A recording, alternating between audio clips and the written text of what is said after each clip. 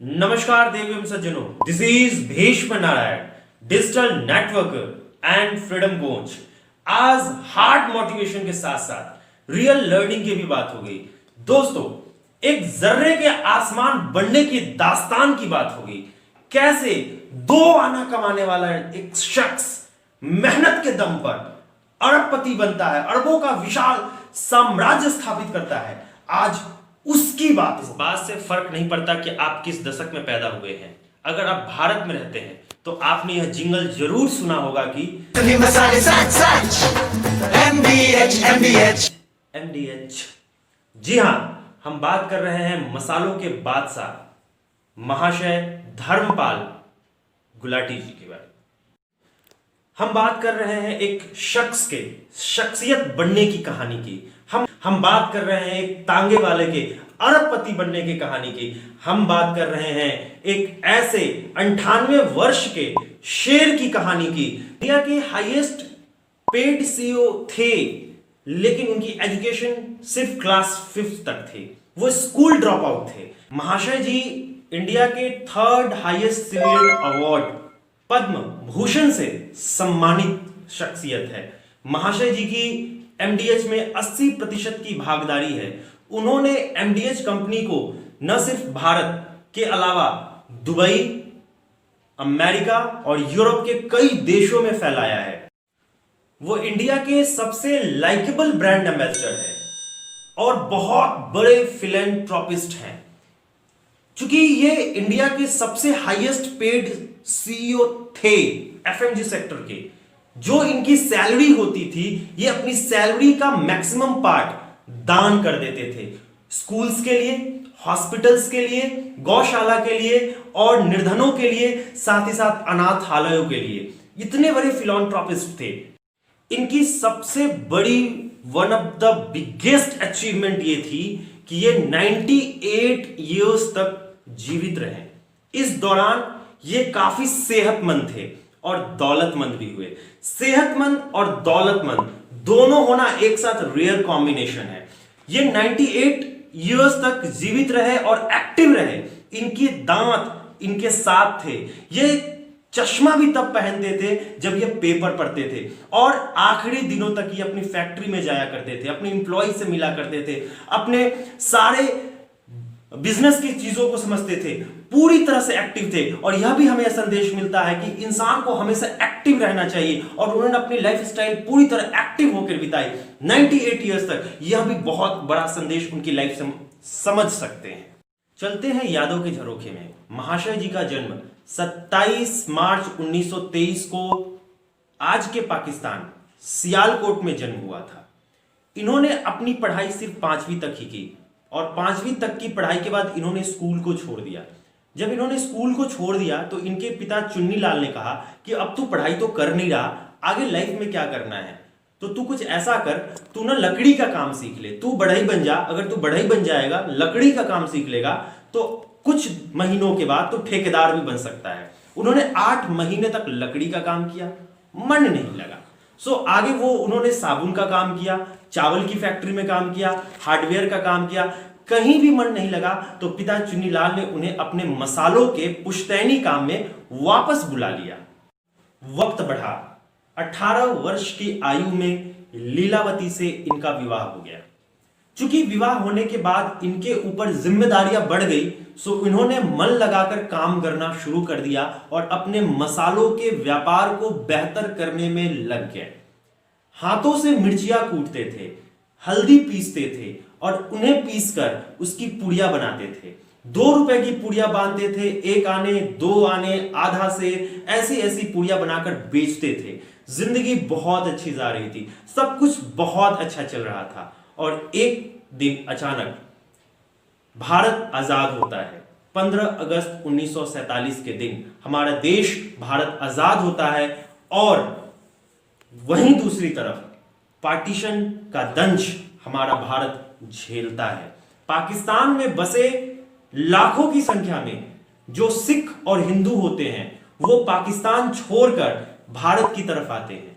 और जब भारत की तरफ आते हैं तो उस समय बहुत खतरनाक त्रासदी होती है। इतनी भयावह खतरनाक त्रासदी होती है कि उसमें महाशय जी का भी परिवार फंस जाता है।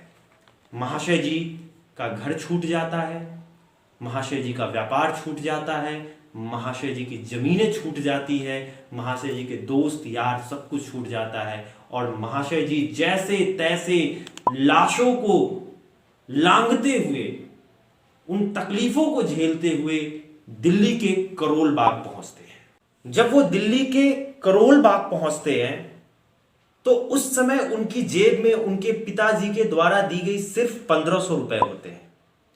वो सोचते आगे जिंदगी कैसे चलेगी, फिर वो चांदनी चौक से 650 रुपए में घोड़ा और तांगा खरीदकर तांगा चलाने लगते हैं। सब कुछ खो देने के बाद फिर से नई शुरुआत करना आसान नहीं होता।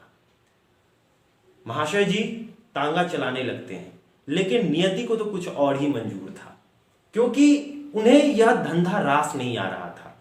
उस जमाने में जो कोचवान हुआ करते थे, जो तांगा को चलाते थे, जब उस तांगे में कोई जवान लड़की बैठती थी तो वो घोड़े पे गंदी गंदी गालियां निकालते थे और यह महाशय जी को पसंद नहीं आती थी। महाशय जी बेचारे ठहरे व्यापारी आदमी, दुकानदार आदमी, उन्हें यह चीज अच्छी नहीं लगती थी। सो उन्होंने डिसीजन लिया कि मैं यह तांगा चलाने का काम खत्म करता हूं और वो फिर से अपने पुश्तैनी मसालों के काम को फिर से शुरू करते हैं। जीवन के कड़वे अनुभव को लेने के बाद वो दिल्ली के करोल बाग के अजमल खां रोड पे एक छोटी सी दुकान खोखा में अपनी दुकान खोलते हैं और नाम देते हैं महाशय दी हट्टी, सियालकोट वाले रजिस्टर्ड।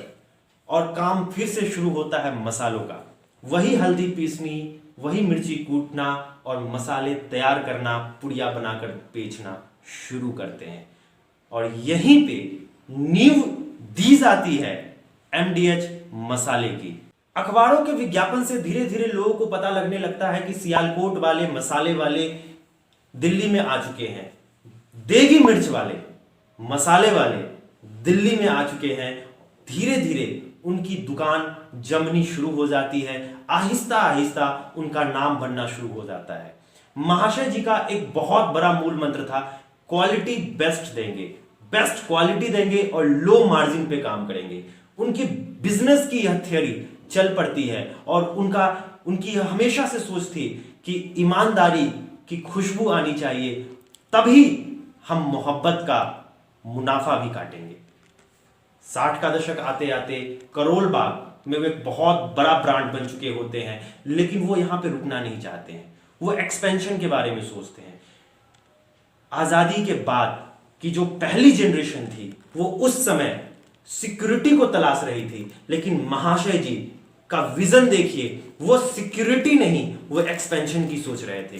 करोल बाग में बहुत बड़ा नाम बनने के बाद महाशय जी चाह रहे थे कि अब वो पूरी दिल्ली पे उनका साम्राज्य स्थापित हो। इस तरह उन्होंने दूसरे अन्य जगहों पे दुकानें खरीदनी शुरू करी और इस तरह से उनका साम्राज्य धीरे धीरे धीरे धीरे बढ़ना शुरू हो गया।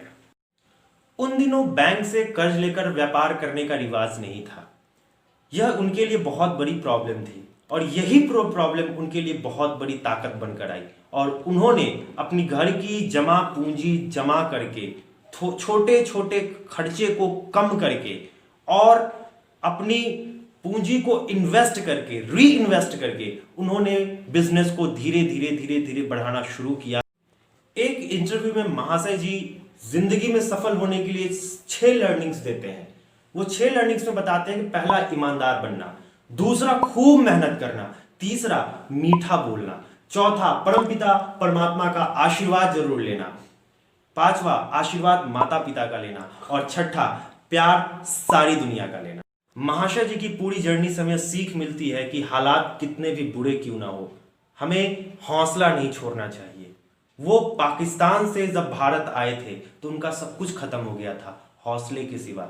फिर उन्होंने स्क्रैच से शुरू किया, 1500 रुपए से अपना सफर शुरू किया और 1500 रुपए से सफर शुरू करके 5वीं पास व्यक्ति कैसे इंडिया के हाईएस्ट सीईओ बनते हैं, कैसे इंडिया के 3rd हाईएस्ट सिविलियन अवार्ड को अचीव करते हैं, एक तरफ अपनी कंपनी को टॉप पे ले जाते हैं, वहीं दूसरी तरफ अपने आप को भी एक ब्रांड के रूप में स्थापित करते हैं, और वहीं तीसरी तरफ बहुत बड़े फिलैंथ्रोपिस्ट भी बनते हैं, बहुत बड़े दानी भी बनते हैं। यही लोक का भी कार्य सिद्ध किया, परलोक का भी कार्य सिद्ध किया। तो ऐसे, और अपने स्वास्थ्य का भी ख्याल रखा, सेहतमंद भी बने, दौलतमंद भी बने, जीवन को भी जिया, दूसरों को भी जीने का अवसर दिया, और हजारों लोगों को रोजगार दिया, और सबकी दुआएं लेकर यहां से हंसते हुए विदा हुए, लाखों लोगों को की आंखों में नमी लाते हुए। मैं नमन करता हूं और यह वीडियो मैं उनको अर्पित करता हूं।